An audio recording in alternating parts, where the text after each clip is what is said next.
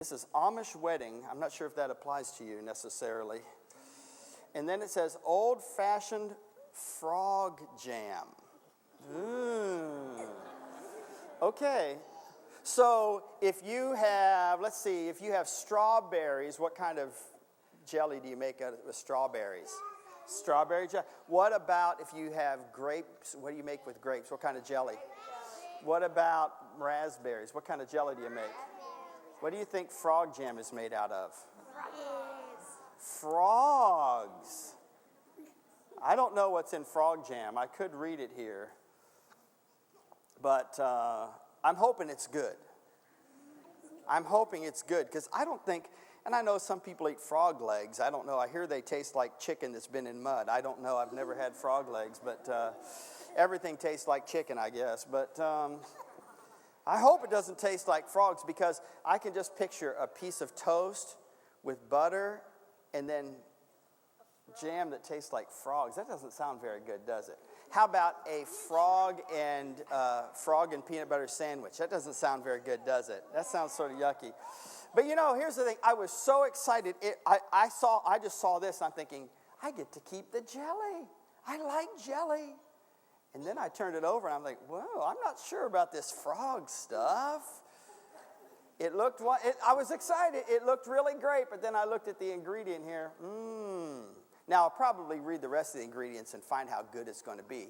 If you remind me next week, ask about it. I'll try to tell you how I liked it, okay?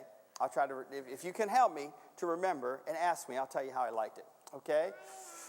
But sometimes things, you have one expectation, one thing you're hoping or you think it's going to be like, and then it doesn't come the way you thought it would be.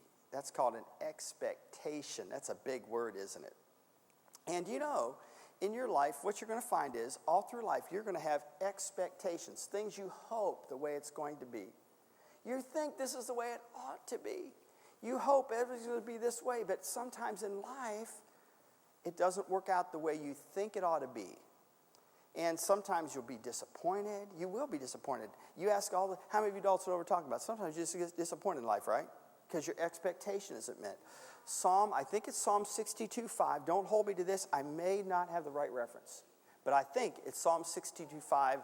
My soul hope, it says, my soul, I think it's hope thou in God, for my expectation is from him. You see, if you have your expectation on your plans or on other people, you're going to be disappointed a lot. But we always look to the Lord. You see, he won't ever fail. Now, he may not do it the way you want it done, and when you want it done, and how you want it done. He may decide that what you really want and what you hope to have or what you thought it would be like, the Lord may decide that that's not really the way he wants it done. So that's why we always look to the Lord and we trust him.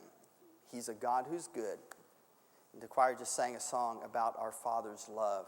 And you can always trust him because his love for you always desires the very best for you. Okay? All right. Next week, what are you going to ask me about? Ask me about how it was, okay? And who knows, you may want to get some frog jam. But I promise you this. If this is Amish, it's probably pretty good. It's from Millersburg, Ohio, not too far from where my wife and I grew up in Canton, Ohio. So every time I've eaten Amish food, I've not been disappointed. So my expectation is it's going to be good. But if it's not, hey, I'm not going to be disappointed too bad because my hope's in the Lord. All right, go. Oh, I need to do something, don't I? I need to give somebody the box. Okay. This is a young lady that has been seated so beautifully today. That's for you, okay? Bring something back good. Thank you, boys and girls. You can go back to your seats at this time.